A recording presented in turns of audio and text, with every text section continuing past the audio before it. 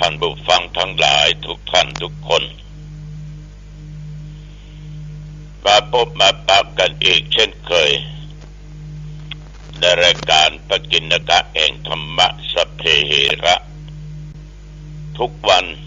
ในเวลาเดียวกันนี้และก็ทางสถานีวิทยุแห่งนี้มาปะกันเป็นประจำอาตมาภาพก็ต้องขออนุโมทนาขอบใจต่อทางเจ้าหน้าที่สถานีวิทยุทุกท่านทุกคนที่มีน้ำจิตน้ำใจในการนำธรรมะแก่ญาติโยมที่อยู่ทางบ้านได้รับฟังกันขอบใจมากๆขอบใจหลายๆและต้องขออนุโมทนาขอบใจต่อญาติต่อโยมทุกท่านทุกคนที่ติดตามฟังรายการนี้มาโดยดีตลอดบ่ว่าโยมจะอยู่ใต้เหนือตกออกไกลก็มีน้ำจิตน้ำใจติดตามฟังรายการธรรมะนี้มาโดยดีตลอด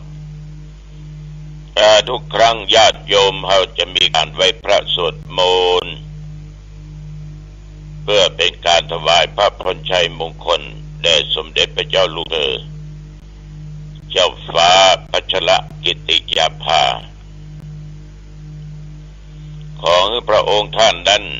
ได้หายจากอาการพระประชวรคือการเจ็บไข้ได้ป่วยของหายขอพระองค์พาจงมีสุขภาพพรามัยอันแข็งแรงมีอายุมั่นขวัญยืนได้120ควบเข้าพรรษายิ่งขึ้นไปได้อยู่เป็นล่มโพล่มไทรแก่พวงประชาทุกหมู่เหล่าต่อไปมาไหว้พระว่าพร้อมกันไปอะระหังสัมมาสัมพุทโธภควาพระผู้มีพระภาคเจ้าเป็นพระอรหันต์ดับเพลิงกิเลสเพลิงทุกข์สิ้นเชิงตรัสรู้ชอบได้โดยพระองค์เองพุทธังภควันตังอภิวาเทมิข้าพเจ้าอภิวาทพระผู้มีพระภาคเจ้าผู้รู้ผู้ตื่นผู้เบิกบานกราบพระพุทธสวากขาโตภควตาธัมโมพระธรรมเป็นธรรมที่พระผู้มีพระภาคเจ้าตรัสไว้ดีแล้วธัมมังนมัสสามิข้าพเจ้านมัสการพระธรรมกราบพระธรรมสุปฏิปันโนภควโตสาวกสังโฆพระสงฆ์สาวกของพระผู้มีพระภาคเจ้าปฏิบัติดีแล้วสังฆังนัมมามิข้าพเจ้านอบน้อมพระสงฆ์กราบพระสงฆ์นะโมตัสสะภะคะวะโตขอนอบน้อมแด่พระผู้มีพระภาคเจ้าพระองค์นั้นอะระหะโตซึ่งเป็นผู้ไกลจากกิเลสสัมมาสัมพุทธัสสะตรัสรู้ชอบได้โดยพระองค์เองนะโมตัสสะภะคะวะโตขอนอบน้อมแด่พระผู้มีพระภาคเจ้าพระองค์นั้นอะระหะโตซึ่งเป็นผู้ไกลจากกิเลสสัมมาสัมพุทธัสสะตรัสรู้ชอบได้โดยพระองค์เองนะโมตัสสะภะคะวะโตข ขอนอบน้อมแด่พระผู้มีพระภาคเจ้าพระองค์นั้นอรหัตโตซึ่งเป็นผู้ไกลจากกิเลสสัมมาสัมพุทธัสสะตรัสรู้ชอบได้โดยพระองค์เองพุทธังสรณังคัจฉามิธัมมังสรณังคัจฉามิสังฆังสรณังคัจฉามิทุติยัมปิพุทธังสรณังคัจฉามิทุติยัมปิธัมมังสรณังคัจฉามิทุติยัมปิสังฆังสรณังคัจฉามิตติยัมปิพุทธังสรณังคัจฉามิตติยัมปิธัมมังสรณังคัจฉามิตติยัมปิสังฆังสรณังคัจฉามิยะโตอังภะเกนิอะลิยะชาติยะชาโตนาภิจานามิสัญจิยาปานังชีวิตาโอโรเปตาเตนะสัจเจนะโสติเตโหตุโสติกัปปัสสะโพชังโกสัตติสังฆาโตธัมมานังวิจโยตถาวิริยัมปิติปัสสติโพชังคาจัตถาปะเรสัมมาทุเปกขะโพชังคาสัตเตเตสัพพทักษินามุนินาสัมปทัคขาตาภาวิตาภาอุริกตา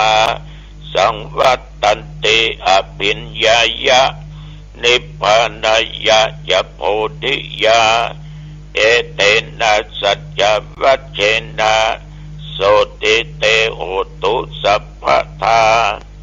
เอกัสสะเมงสัมมะเยนะโทโมกัลลานัญจกัสสะปังกิลาเนตุกิเตติสวา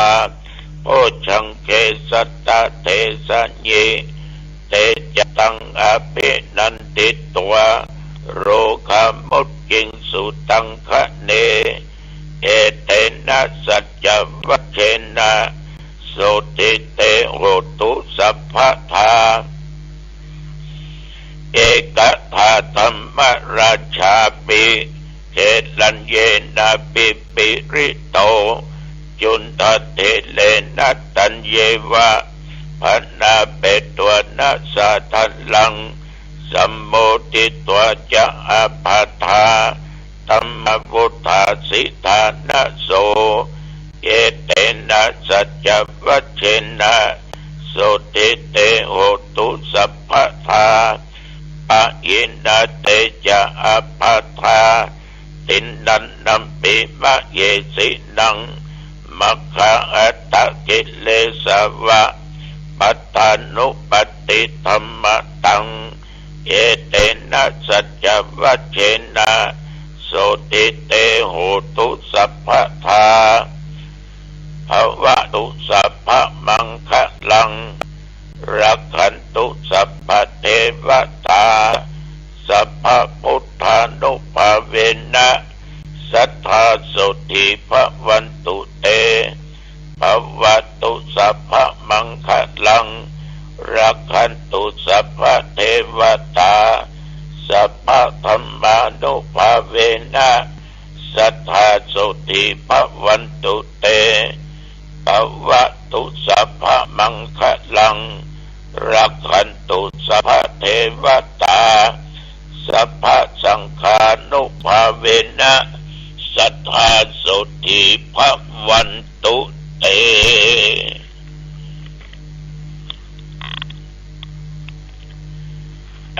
กรมอุตุได้ประกาศบอกไว้ว่านับตั้งแต่เมื่อตะวันวามาจนถึงปัจจุบันเดียว นี้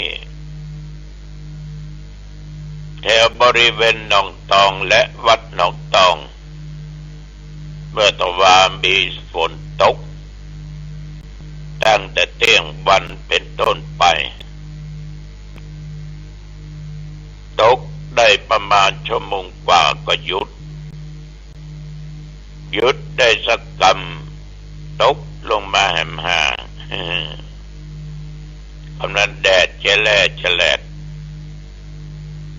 ตกค่ำตกคืนมาก็ลงสุยนับตั้งแต่ตะวันวามาจนถึงปัจจุบันบ่มีรายงานว่ามีลมพัดแห่งหอยอยู่ตามปกติบางครั้งมันมาถึงฝนถึงลมฝนลมนี้มีไว้ใช้ถ้ามีลมเอาก็หูว่าจะไปหายใจเอาอากาศที่ไหนลมที่ไหนเข้าออกมันมีไว้ใจถ้ามีมันเฮาตายฝน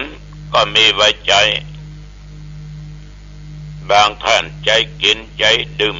ใจอยากกินอยากบ้าใจอาบใจทำการเกษตรแต่ก่อนเรามักจะได้ยินว่านารอฝนนาละน้ำบนถ้าฝนมาตกดินแตกขุบแตกขับซึมได้ยะให้นาละรอฝน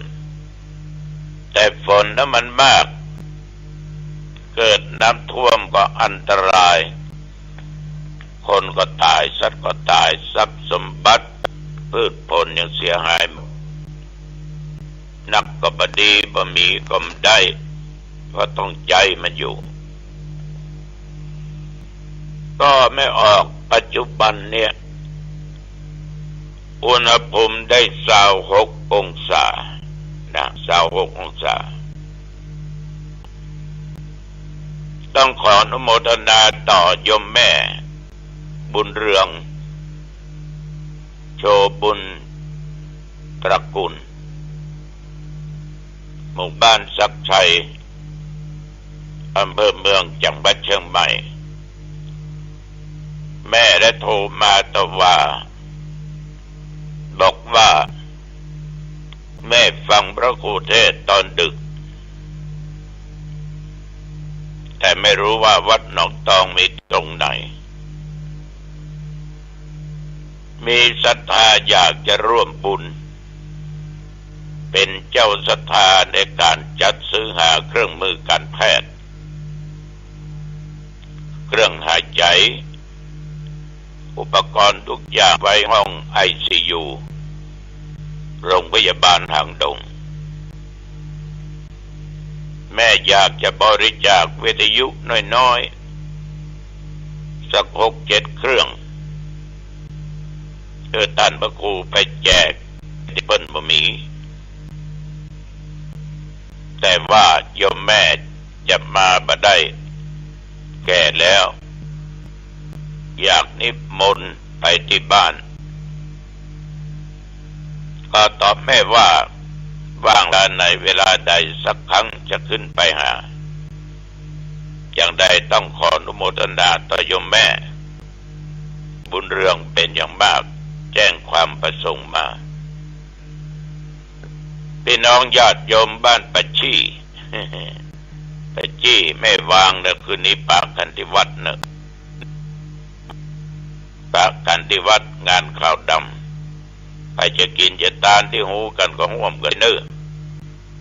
บึนตุลุงจะไปเทศที่หั่นพี่น้องบ้านแม่พายแหนสังกำแพงแม่อ่อนเดี๋ยวต้องปะตึงใกล้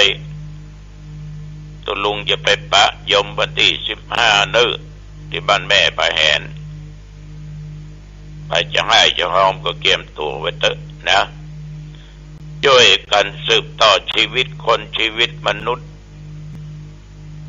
ว่าจะเป็นตุเป็นเนนเป็นรหัสเจ้าบ้านช่วยกันได้บุญนักได้บุญเยอะโทรไปบอกก่อนก็ได้เนอะ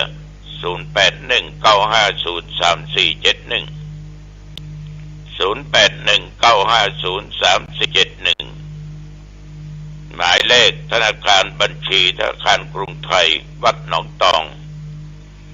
538009565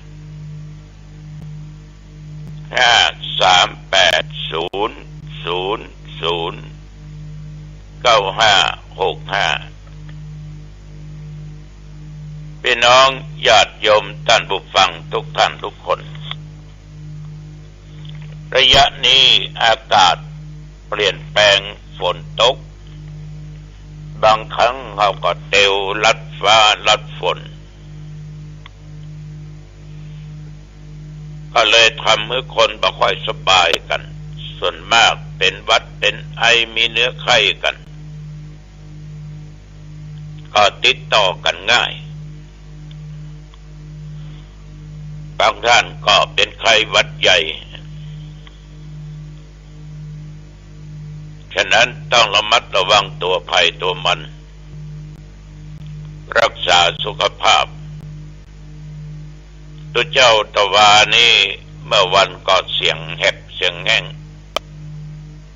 นี่ก็ดีขึ้นมาหน่อย ดีมาหน่อยก็ฉันยาเข้าไปตัวเจ้าบ่มีเนื้อไข้ใดๆทั้งสิ้น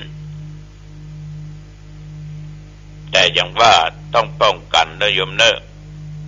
เพื่อสุขภาพของตัวเองในชีวิตของคนเฮาเนี่ยผ่านมาในญาติโยม